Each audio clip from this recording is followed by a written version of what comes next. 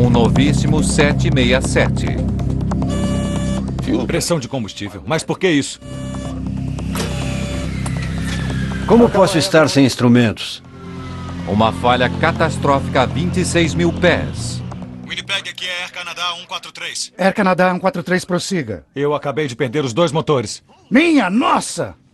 Falava com um homem morto. A que distância estamos de Gimli? Vocês estão a 19 quilômetros de Gimli agora. Acho que vou planar. A tripulação está sem opções e o tempo está se esgotando. Eles estão nos controles de um jato de 95 toneladas que está despencando rapidamente dos céus.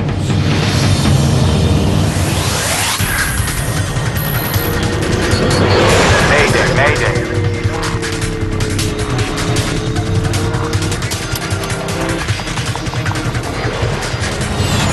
Mayday, desastres aéreos.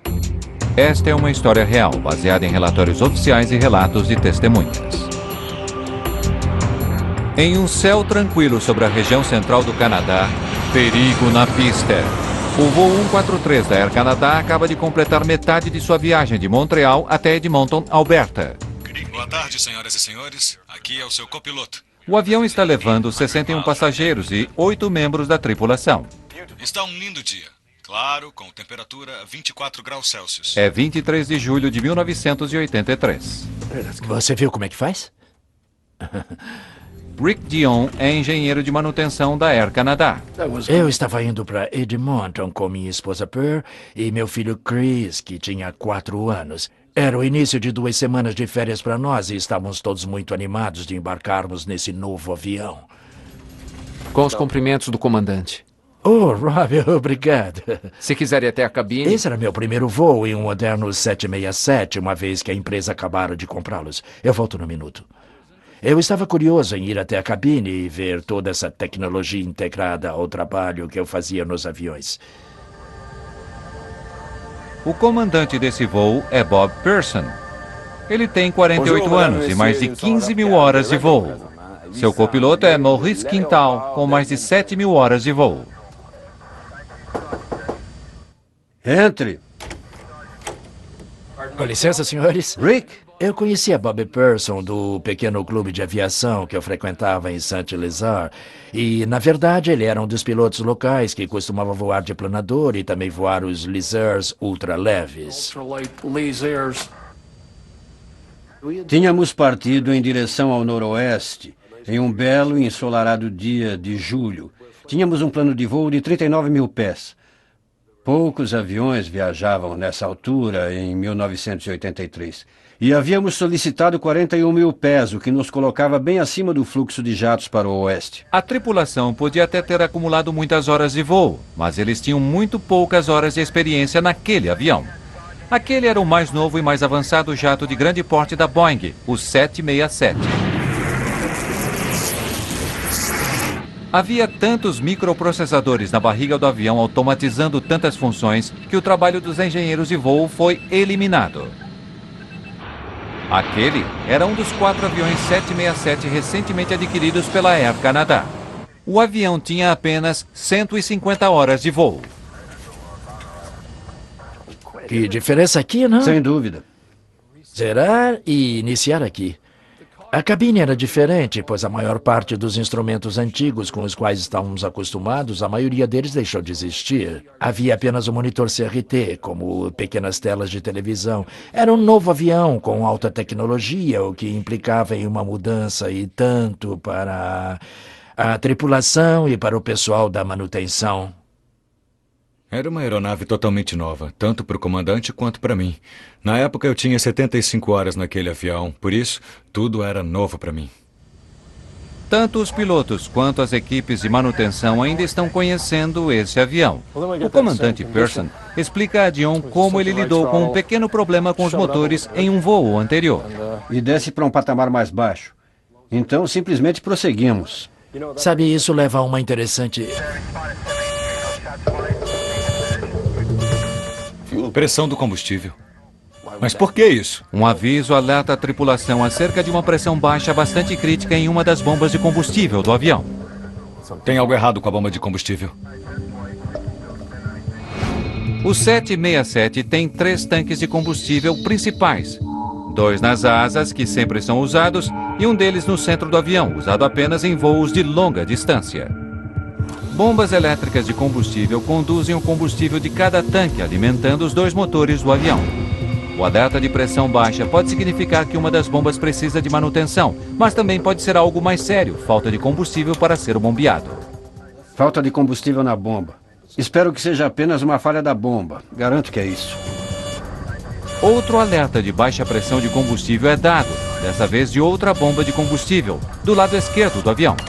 O computador de gerenciamento de voo de Pearson lhe diz que ele tem bastante combustível para o restante da viagem.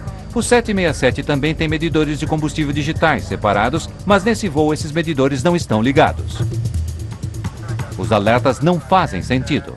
O que você acha disso? Você pode estar sem combustível no tanque esquerdo. Antigamente eu lidava com transferência de combustível e sei quando está havendo uma tentativa de se esvaziar um tanque. Ele irá emitir um sinal de pisca periodicamente, então a bomba irá reiniciar o fluxo e a luz irá se apagar. E nesse caso parecia ser exatamente isso. O comandante Pearson sabe que se o tanque esquerdo estiver com pouco combustível, o tanque direito pode estar na mesma situação. Vamos para o Winnipeg. Agora. Pearson quer aterrissar o mais rápido possível, no caso de o avião estar ficando sem combustível. A tripulação ainda está a mais de 1.120 quilômetros de seu destino original, Edmonton, em Alberta. O aeroporto mais próximo e adequado para receber um avião desse porte é Winnipeg, Manitoba, a apenas 190 quilômetros dali. Os computadores de bordo indicavam haver bastante combustível a bordo, além de 3 verificações de combustível de rotina cruzadas com o nosso combustível no plano de voo. Assim, resolvemos desviar o voo para o Winnipeg, onde a Air Canada tem uma importante base de manutenção.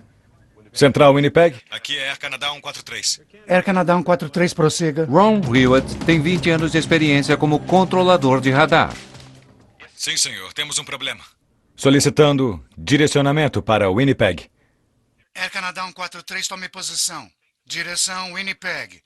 Você tem permissão para manter 6.000. Decida quando desejar. Eu o orientei para 6.000 quando desejasse e foi só. Ele não nos disse qual era o problema, pois não é da minha conta. Damos a ele o que ele quer. Tiramos todos do caminho, é basicamente o que fazemos. Certo, vamos para 410. Agora Pearson começa a descer de 41.000 pés. Minha nossa. Dispararam todos. Os alertas de pressão baixa estão se alastrando para um número cada vez maior de bombas de combustível.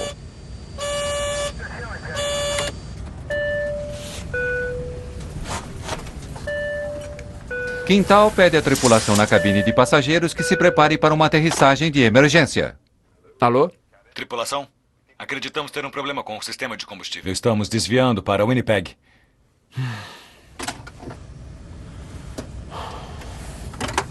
Todos os comissários para a galley da frente, por favor. Espero que sejam apenas alarmes falsos. Rick, há alguma coisa que não tenhamos feito? Não, Bob.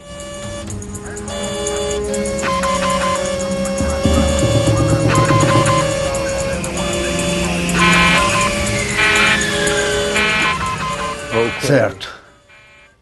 Perdemos o motor esquerdo. A perda de um motor não deixa dúvidas. O voo 143 está de fato sem combustível. Lista de verificação. Aterrissagem com o motor só. Pearson foi treinado para aterrissar um 767 só com um motor. Nunca ninguém tentou aterrissar sem nenhum dos motores. Ele luta para conseguir descer seu avião e assim não se tornar o primeiro a ficar sem motor algum. Voltaremos a seguir com Desastres Aéreos. Com apenas um motor funcionando no voo 143 da Air Canada e com a possibilidade de outro motor parar, a tripulação prepara os passageiros para o pior. Senhoras e senhores, aqui é o comissário-chefe falando. Devido a problemas mecânicos, vamos nos preparar para uma aterrissagem de emergência. Por favor, voltem para as poltronas e coloquem seus cintos. Sua tripulação está bem treinada para lidar com esta situação. Alguns membros da tripulação já começaram a preparar a aeronave. Eu não tinha qualquer conhecimento, assim como o restante dos membros da minha tripulação, de que havia problema com combustível. Eu não fazia ideia do porquê ir para Winnipeg. Aproximação e aterrissagem. Flaps serão 20. Flap de solo estendido. Enquanto eles fazem o exercício, a luz de pressão baixa da bomba de combustível do lado direito também começa a piscar, assim como havia acontecido com o lado esquerdo. Eles estavam bastante ocupados com o primeiro motor, sem ver as luzes da bomba, que estavam bem diante de mim. Por isso eu sabia que aquele motor também havia parado. O que foi isso?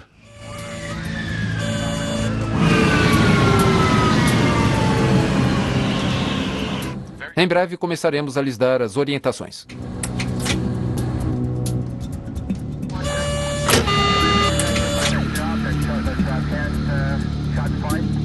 Como posso estar sem instrumentos? Nossos lindos e coloridos painéis de monitoração dos motores e dos instrumentos simplesmente apagaram. Acontecer exatamente o que Pearson temia. Ele perder os 2 motores. A 26.500 pés, a ainda 120 quilômetros do aeroporto mais próximo, ele está sem combustível. Winnipeg, Air Canada 143. Air Canada 143, prossiga. Eu acabei de perder os 2 motores. Bom, quando os 2 motores param, eu acho que eu disse, minha nossa, estou falando com um homem morto. Parece que eles acabaram de perder os motores. Era bastante improvável que alguém conseguisse sobreviver àquilo, porque eu conseguia vê-los tentando virar e girando. Os motores de um avião não apenas lhe dão empuxo, eles também geram a potência necessária para conduzir o avião.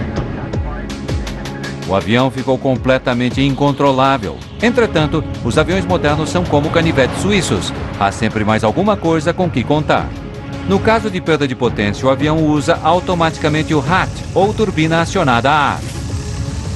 Ela é acionada por mola e a hélice que impulsiona essa pequena bomba hidráulica é quase do tamanho de uma hélice que você veria um pequeno Cessna 150.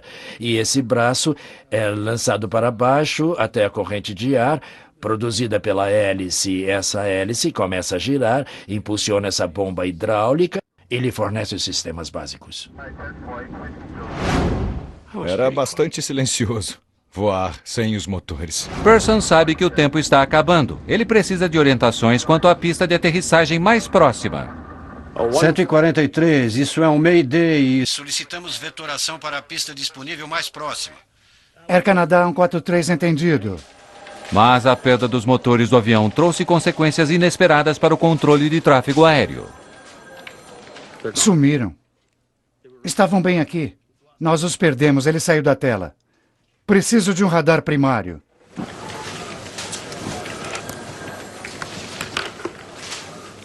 Uh, 143, nós perdemos o retorno do transponder e estamos tentando identificar onde estão agora.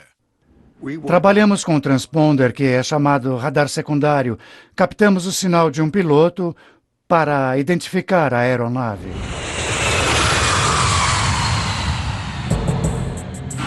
Jatos comerciais são equipados com um transponder, um dispositivo que transmite informações codificadas usadas pelos controladores de tráfego aéreo para determinar a localização do avião. Mas quando o voo 143 perdeu seu segundo motor, somente alguns instrumentos tinham um sistema de energia de backup. O transponder não era um deles e por isso o avião sumiu da tela de Hewitt. O voo 143 está em algum lugar a leste de Winnipeg, mas ninguém sabe exatamente onde ou a que distância do aeroporto. Apesar de seu peso, um 767 não mergulha dos céus ao perder seus motores. Suas características aerodinâmicas o mantêm no ar, embora lentamente se aproxime do solo. E eu estava tentando descobrir quantos quilômetros estávamos avançando em comparação a quantos milhares de metros estávamos caindo. Mas Quintal não tem os instrumentos que lhe dão as informações de que ele precisa para tal cálculo. Como perdeu o sinal do avião, Hewitt também não tem como dar essa informação a Quintal. Os controladores de voo trabalham apressadamente para encontrar um meio de localizar o avião. Antes da aterrissagem, ouvirão a ordem para se preparar para a aterrissagem. Façam isso imediatamente e permaneçam assim até que o avião pare completamente. Há duas maneiras de se preparar. Primeiro, curvem-se para frente. Levantem os braços e apoiem as mãos no encosto da poltrona à sua frente. O executivo Bryce Bell está voltando para casa em Edmonton. Tão logo eles anunciaram que faríamos uma aterrissagem não programada em Winnipeg, eu desejei não ter tomado os 2 drinks que eu havia pedido, porque eu pensei, você vai ter apenas uma fração de segundo e esse avião vai explodir. E a decisão que você tomar naquele instante dependerá do seu grau de atenção. Acho que é isso. Digamos que seja ele. Como seu moderno equipamento não consegue localizar o voo 143 da Air Canada, os controladores passam a usar um antigo radar, que não precisa de um transponder para localizar aviões. Precisei ligar meu radar de verdade. O radar de reflexão. Que nem chega aos pés do outro e nem mesmo usamos, se pudermos evitar. Certo, consegui. 100 de Winnipeg e 72 de Gimli. 143, temos você a 104 quilômetros de Winnipeg e cerca de 72 quilômetros de Gimli. Pela primeira vez desde que perderam a força dos motores, os pilotos ficam cientes de sua distância de Winnipeg. Melhor ir para Winnipeg. Mas Quintal acha que Gimli seria uma escolha mais segura. Gimli, em Manitoba, tem uma base da Força Aérea desativada, cerca de 32 quilômetros mais próximo do que Winnipeg. Por sorte, Maurice Quintal treinou em Gimli enquanto estava nas Forças Armadas e conhece bem o lugar. 72 quilômetros até Gimli. Tem uma pista longa lá. Há equipamento de emergência em Gimli? Negativo, nenhum equipamento de emergência. Creio que apenas uma pista disponível. E não há torre de controle e nenhuma informação a respeito. Pearson precisa considerar a possibilidade de uma aterrissagem com risco de desastre. Se ele tiver alguma possibilidade de chegar a Winnipeg, que possui suporte de emergência completo, ele sabe que precisa tentar. Certo, então preferimos Winnipeg. Ótimo, 143, continue em seu curso atual. Me arrependi de coisas que eu não tinha feito na vida, maneiras com que eu tinha tratado alguém aqui ou ali, ou que eu desejaria ter tratado melhor. Eu pensava em como eu havia sido tolo em relação a algumas coisas e que dava tanta importância e como tudo isso era tão insignificante face à verdadeira realidade. Foi realmente devastador. E eu me lembro de ter dito à mamãe com o bebê que...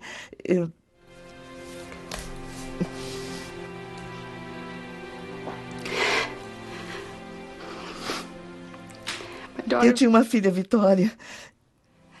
E me lembro de ter dito a essa mulher que tudo ia dar certo. E eu disse a ela, e me senti tão orgulhosa de mim mesma, de conseguir ser tão firme com ela. E dizer a ela que tudo iria dar certo, olhando direto nos olhos dela. A que distância estamos do campo agora? Vocês estão a 56, digo, 62 quilômetros de Winnipeg. Entendido. Agora que os controladores conseguem ver o voo 143 no radar, eles podem fornecer a Quintal as informações de que ele precisa para calcular se consegue planar até Winnipeg. Qual sua altitude agora?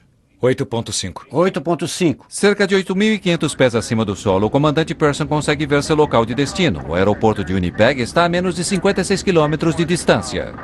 Já dá para vê-lo. Mas as informações de Quintal não são boas. Bob.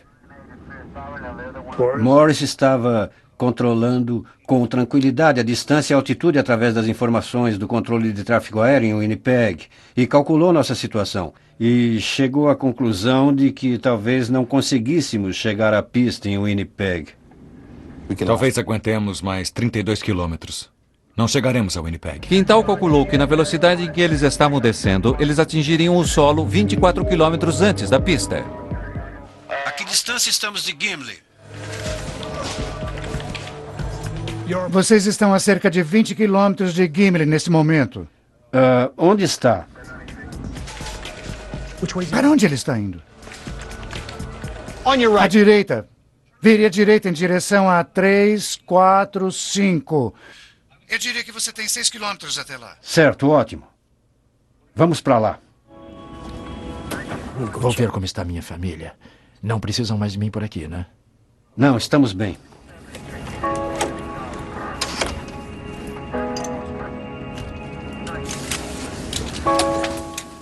Não se preocupem, está tudo bem, está tudo sob controle. Apertem bem os cintos, está bem?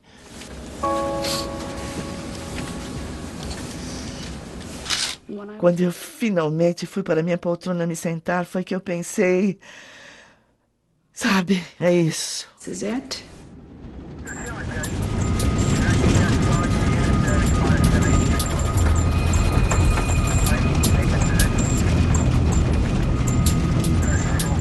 Baixar trem de pouso. Entendido. O copiloto Quintal desce o trem de pouso. Como não há potência hidráulica, Quintal faz o que é conhecido como queda por gravidade, deixando que o próprio peso do trem de pouso o faça descer e o trave no lugar. Os dois principais trens de pouso são pesados, eles caem imediatamente e duas luzes verdes confirmam que estão travados, mas o trem de pouso no nariz do avião é mais leve, ele não trava. Conseguimos ouvir claramente quando o trem de pouso principal baixou e foi travado, mas eu não sabia se o trem de pouso no nariz do avião estava baixado e travado. Se é alguma coisa que você não pode controlar, você não fala a respeito, você não toca no assunto. O principal era colocar o avião naquela pista. 8 quilômetros para aterrissagem. Entendido. Podemos ver o campo. A 8 quilômetros de Gimli, Pearson e Quintal finalmente veem uma pista onde podem aterrissar, mas há um problema. Estamos muito perto. Vai ficar muito inclinado e muito rápido. Sim, eu sei. Pearson está quase na pista, mas está muito acima dela. Se descer a uma velocidade normal, ele irá passar pela pista de pouso. Mas se vier muito inclinado, seu avião ganhará muita velocidade e ele não conseguirá parar antes do final da pista. Em uma aproximação normal, temos slots que nos permitem diminuir a velocidade do avião e voar a uma velocidade menor, com segurança. Estávamos sem isso, uma vez que estes são mecanismos acionados pelo sistema hidráulico principal. Então, o que fazer? Então conversamos. Tínhamos duas possibilidades. Uma delas era dar uma volta de 360 graus e eliminar o excesso de altitude. Por outro lado, eu imaginei que isso levaria cerca de 3 minutos e já estávamos descendo a uma velocidade de 2.500 pés por minuto. Por volta de apenas 3.000 pés acima do solo, o avião não tem altitude suficiente para fazer um círculo completo. Se continuasse assim, ele atingiria o solo antes de voltar para a pista de aterrissagem. Pearson escolhe a segunda opção. Eu acho que vou planar. Pearson resolve tentar uma manobra chamada glissagem, praticamente desconhecida nas empresas aéreas que fazem voos comerciais, mas às vezes usada por pilotos de planadores. E Bob Pearson tem muita experiência pilotando planadores. Vou deslizar para baixo até estarmos quase chegando à pista e aí eu nivelo. Tá bom. A glissagem envolve o que é conhecido como comandos cruzados. Lá vamos nós. Pearson pretende forçar o avião para uma queda livre lateral, permitindo-lhe cair rapidamente sem aumentar sua velocidade para frente. Na verdade, Pearson nunca fez uma glissagem em um planador, mas ele está tentando uma agora, em um Boeing 767. A única maneira que eu tinha para controlar nossa velocidade e nossa descida em relação à pista era induzindo um arrasto na fuselagem, cruzando o comando do leme e dos profundores na cauda, e os ailerons nas pontas das asas, colocando o avião em uma configuração de deriva. Então eu posso variar isso para aumentar ou diminuir nossa velocidade, ou aumentar ou diminuir nossa velocidade de descida. Pearson controla a descida do avião usando seus lemes e ailerons para alterar o ângulo do avião. Cruzar os comandos envolve colocar as asas em uma direção, mas virando o avião na direção oposta, empurrando-o de lado contra o ar frontal. À medida que o voo 143 começa a descer em direção ao solo, Quintal está prestes a descobrir uma coisa que ele não esperava. A pista em que treinou há 15 anos não é mais uma pista.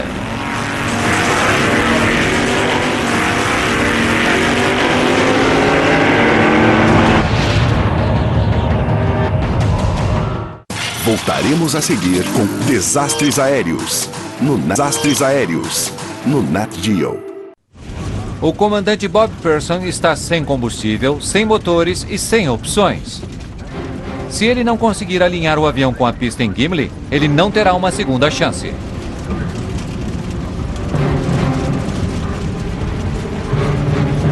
Pearson vira o manche para a esquerda e empurra os lemes para a direita. O avião desliza para a esquerda.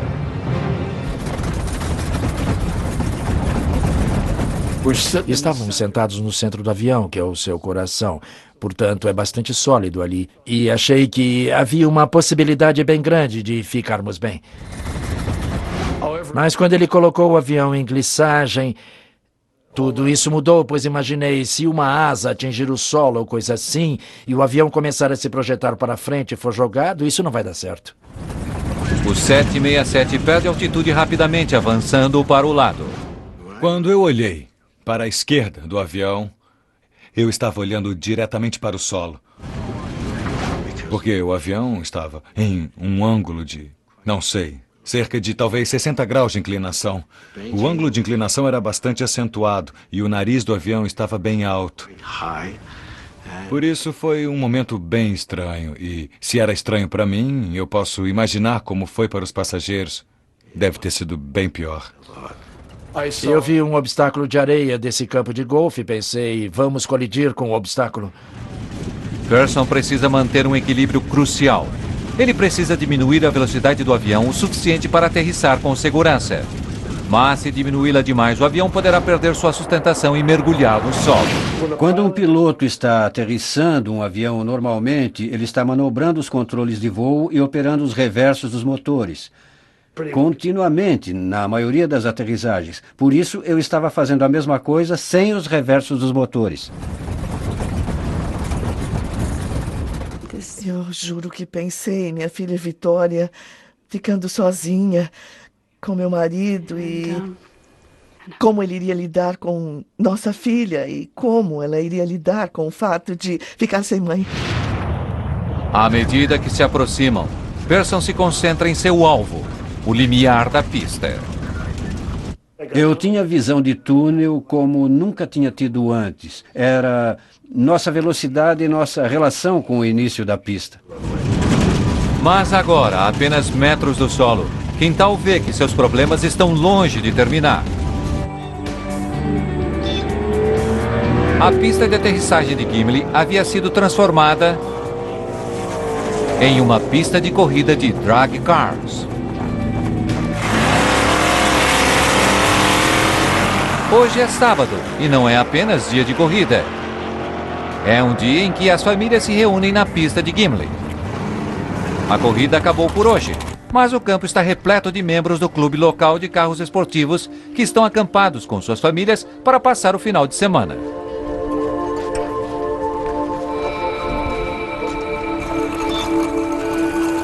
Duas crianças resolveram pedalar pela extensão da pista. Elas não ouvem o avião que se aproxima. Sem os motores, ele é silencioso. E uma coisa que um 767 não tem é buzina. Atenção! Preparem-se para aterrissar.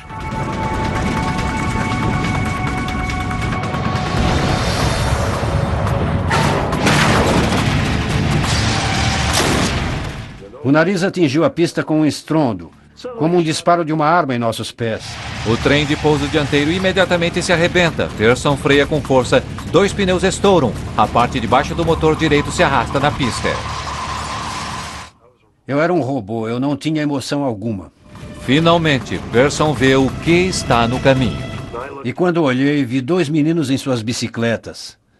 E quando eu os vi, eles deviam estar a cerca de uns 300 metros na pista, em relação à nossa posição. Em um determinado momento, eu pude ver que eles levantaram a cabeça e estavam assustados. Tinha um avião enorme em cima deles. Ainda consigo me lembrar da expressão de terror no rosto deles. Eles estavam perto bastante para eu ver isso. Sem ter como virar o avião, a única esperança de Pearson para virar para a esquerda ou para a direita era variando a pressão dos freios nos 2 trens de pouso principais. E foi então que o meu coração começou a disparar. As crianças entram em pânico e tentam correr ainda mais do que o avião, que estava a cerca de 320 km por hora. Eu sabia que não podia avançar com o avião sobre esses meninos e ia desviá-lo para o gramado na lateral da pista. Havia pessoas acampadas do lado oeste da pista. Fato que eu não percebi até tocarmos o solo e o nariz estar no chão, e ainda consigo me lembrar das pessoas do lado esquerdo fazendo churrasco. Dino Calvert está na pista com seus amigos para um final de semana de corrida. Um dos homens, nos pit stops, pulou de repente para dentro do carro dele e saiu. E eu pensei, geralmente as pessoas não dirigem assim nos pit stops.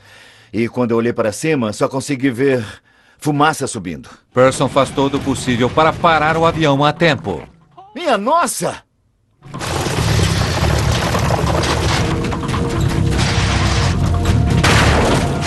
O avião investe contra um guarda-reio instalado no meio da pista. Fumaça, Bob!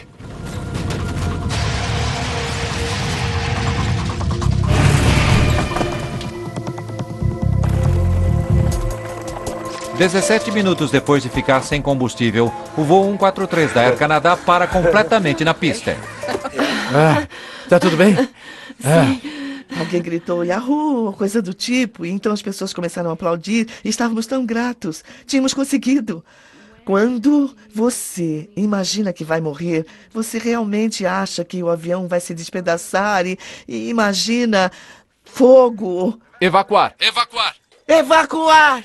Tudo bem, estamos indo. Uma fumaça espessa está se espalhando rapidamente para trás e invadindo a cabine de passageiros. A tripulação quer todos fora do avião o mais rápido possível. Houve um momento de alegria e então um pânico, como que tomando conta de todos que diziam: temos que sair daqui, temos que sair daqui.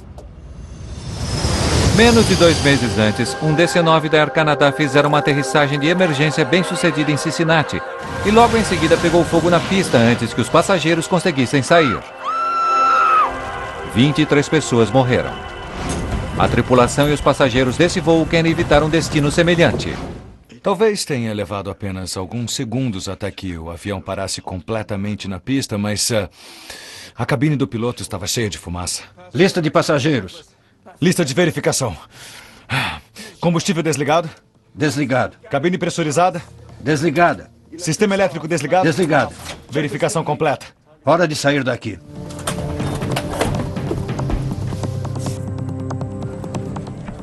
Vamos lá, pessoal, peguem os extintores. Pegamos os extintores de incêndio a caminho do avião. Você nunca se aproxima de um incêndio em uma pista sem levar um extintor de incêndio. E corremos em direção ao avião. As portas se abriram e vimos os escorregadores se desenrolando como se fossem as pernas de uma aranha. O avião acabou ficando quase todo, ao que me pareceu, quase todo sobre o nariz. Quando eu abri a minha porta e vi que a inclinação era tão grande, eu pensei, minha nossa, como é que vamos fazer esses passageiros descerem? Devido ao ângulo de inclinação do nariz do avião para baixo, os 2 escorregadores traseiros não chegam até o solo. 10 pessoas se machucam levemente durante a evacuação, a maioria delas devido à grande inclinação dos escorregadores. Eu ouvi pela frequência do radar oeste. Ele dizia... Um dos 767 diz... ele aterrissou bem, ele está inteiro, e foi então que nós vibramos. Eu disse, tudo bem, porque todas aquelas pessoas iriam dormir em suas próprias camas aquela noite.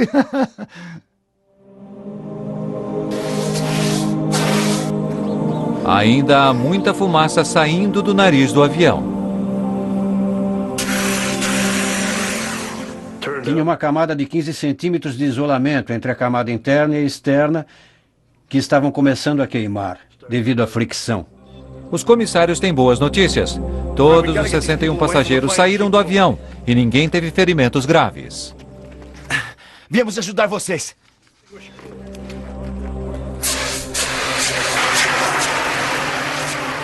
Bob Pearson fez o que ninguém havia feito antes. Ele aterrissou com segurança um 767 sem motores, planando desde mais de 26 mil pés.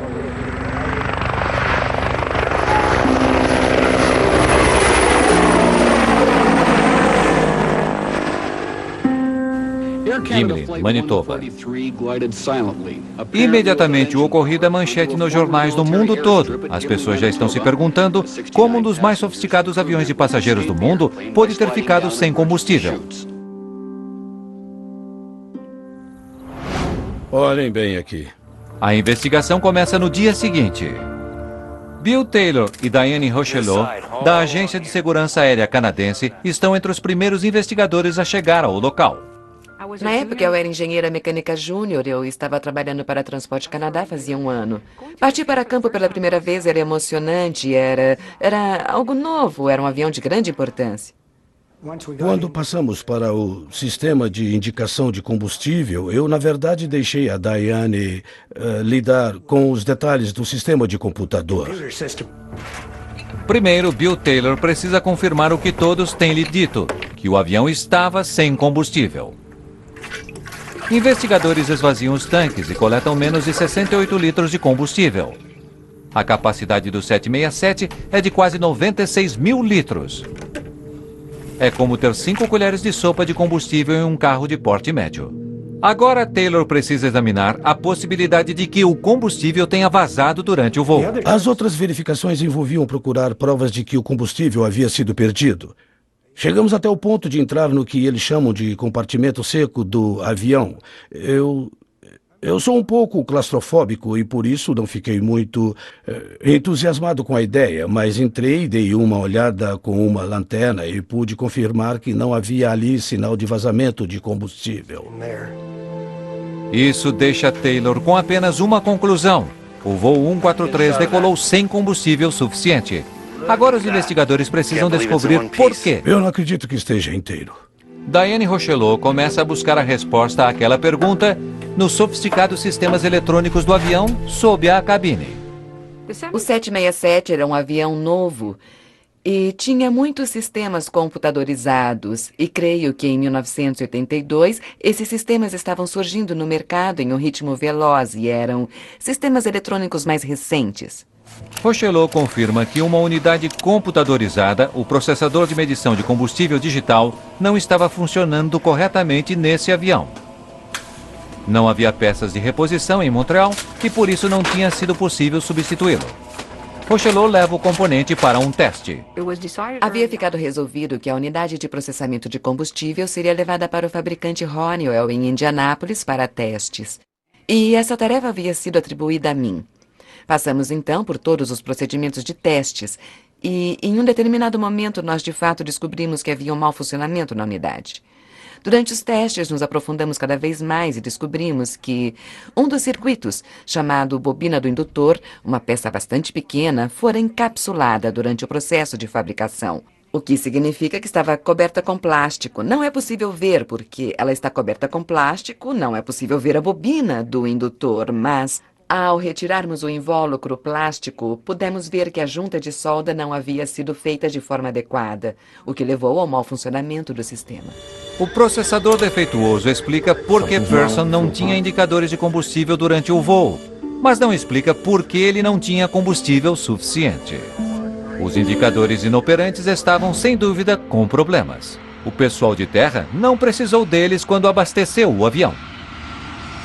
Os investigadores confirmam que a equipe em terra de fato fez uma verificação manual do combustível antes da decolagem. O que vocês fizeram em seguida? Bom, fizemos uma verificação manual dos 2 tanques e colocamos combustível para a viagem até Edmonton.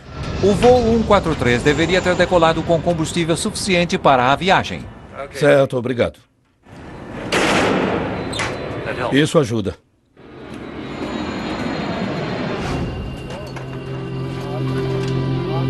Agora, os investigadores precisam descobrir como um dos jatos de passageiros mais avançados do mundo decolou com metade do combustível necessário para o trecho que iria percorrer. Voltaremos a seguir com Desastre. Os investigadores sabem que, como os indicadores de combustível estavam inoperantes, os tanques de combustível do voo 143 foram verificados manualmente. E o combustível para a viagem até Edmonton realmente foi colocado nos tanques. Mas antes que o avião possa receber mais combustível, um cálculo vital tem de ser feito.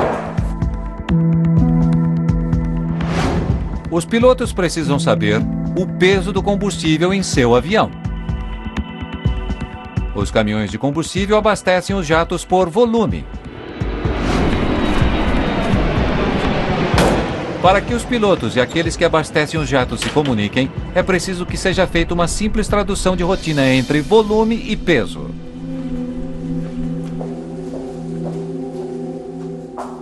Obrigado.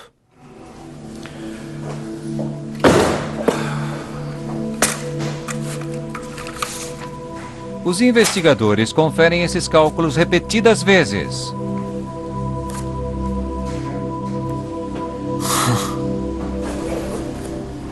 Os registros de abastecimento do dia do acidente fornecem as respostas que eles estavam procurando.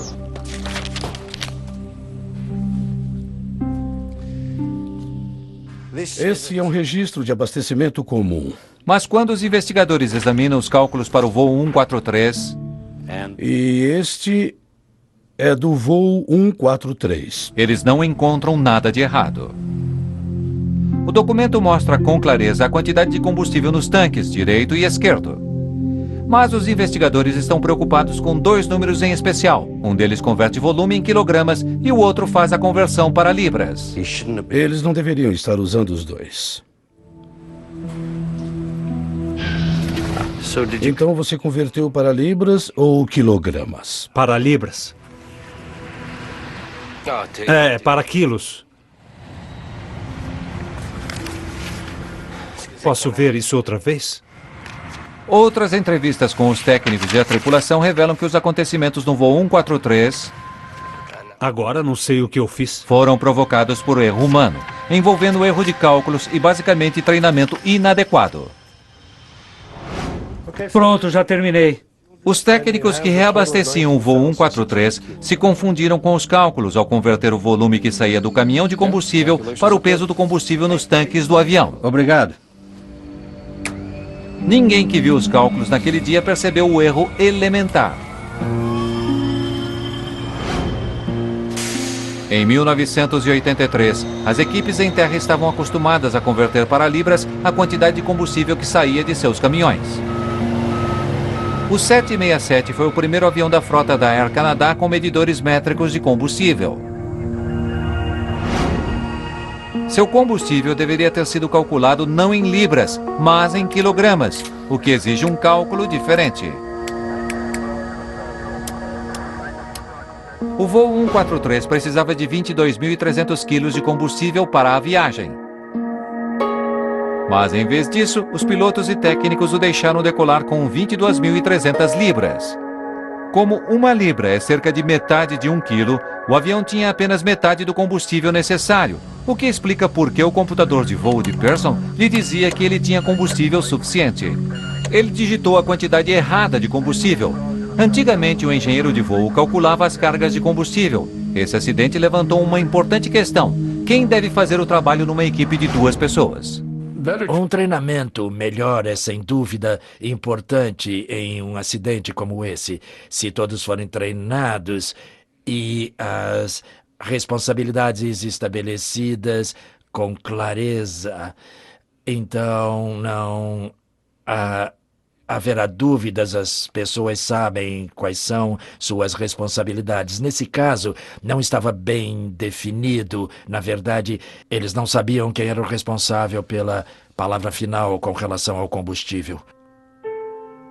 Um inquérito subsequente revelou que nenhuma das pessoas envolvidas naquele dia havia sido treinada em cálculos métricos, nem os técnicos em terra, nem os pilotos. Eu não havia recebido, nenhum de nós tinha recebido qualquer treinamento sobre como fazer esses cálculos. O computador que havia substituído o engenheiro de voo do 767 estava quebrado e ninguém sabia quem deveria estar fazendo o seu trabalho. O voo 143 da Air Canada estava basicamente nas mãos de apenas um homem. O objetivo é evitar que esse acontecimento em especial se repita. Encontramos também outro sistema que poderia ter tido problemas, ou talvez pudesse causar problemas no futuro. E evitar recorrência é o que realmente tentamos fazer. Certo. Foi preciso uma sequência de erros mecânicos e humanos para que o voo 143 ficasse sem combustível. Mas uma outra falha naquele dia pode ter salvado algumas vidas. Se o trem de pouso no nariz do avião não tivesse caído, Pearson teria levado muito mais tempo até parar. O avião poderia ter deslizado em direção às pessoas que estavam na pista naquele dia, o que teria provocado resultados catastróficos. Poderia ter havido mais pessoas feridas ou até mesmo algumas mortes. Pearson e Quintal foram parcialmente responsabilizados por seu papel no incidente. Um inquérito do governo recomendou que a Air Canada reavaliasse o treinamento das tripulações de voo e dos técnicos em terra, no que dizia respeito às conversões de combustível. Recomendou também que a empresa mantivesse mais peças sobressalentes, como os processadores de medição de combustível. Rick Dion se aposentou em 2003, depois de uma longa carreira como coordenador do controle de manutenção na Air Canada. O copiloto Maurice Quintal foi promovido a comandante em 1989. O comandante Bob Pearson continuou a voar por mais 10 anos para a Air Canada, e sua experiência em Gimli influenciou todo o restante de sua carreira como piloto comercial. Essa experiência me afetou principalmente deixando-me mais tranquilo como piloto, me dando a sensação de que, por mais que a pessoa treine durante vários anos, há sempre aquela questão sobre qual será a reação quando algo inesperado acontecer. E hoje eu sinto que não importa o que tivesse ocorrido, enquanto um avião estivesse inteiro, eu tentaria levá-lo com segurança de volta para o solo. E, portanto, foi uma experiência que me trouxe muita tranquilidade. E desse jeito, você sabe que consegue trabalhar sob estresse. Antes dessa situação, eu não sabia. Você apenas espera que consiga e você treina para isso, mas você nunca sabe. Levando em conta a situação com que eles tiveram de lidar, foi magnífico e acho que isso ficou provado no simulador em Vancouver, onde tentou-se fazer a mesma coisa sob as mesmas circunstâncias com várias tripulações e com todas elas o avião caiu. Talvez o que de mais importante tenha ficado disso tudo tenha sido a percepção de que quando algo novo é introduzido, é preciso atenção e treinamento especiais para que as pessoas estejam cientes daquilo com que estão lidando. Quando aterrissamos e o avião estava inteiro, eu pensei, terei outra possibilidade de voar novamente. Quando ocorre uma tragédia como essa, quando você pega todas as suas cartas e joga para o ar, você está sem nada. Acho que a partir daquele momento em Gimli, eu poderia... É difícil dizer isso, mas Gimli talvez tenha sido a melhor coisa que me aconteceu, claro, depois de conhecer minha esposa e casar com ela. 2 dias depois da aterrissagem em Gimli, o 767 da Air Canada estava de volta aos céus, a caminho de Winnipeg para reparos. 25 anos depois, este mesmo avião ainda está em serviço e continua sendo chamado pelo apelido que Bob Pearson lhe deu, o Planador de Gimli.